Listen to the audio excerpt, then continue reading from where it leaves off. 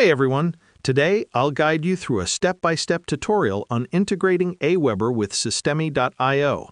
If you're new to AWeber, check the free trial link in the description. Existing users can simply log in and follow along. First, create a Zapier account to connect AWeber with Systemi.io. Once logged in, go to the Zapier dashboard, click Create, and then select Zaps to start your automation.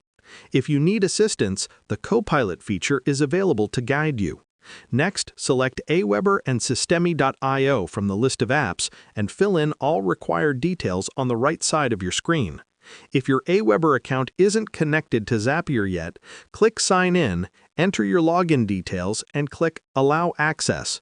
Repeat the same process to connect your Systemi.io account. After both accounts are connected, configure your settings as needed. Once satisfied, click Publish to activate your Zap. And that's it! Your automation is now live, making it easy to streamline your processes. Thanks for watching.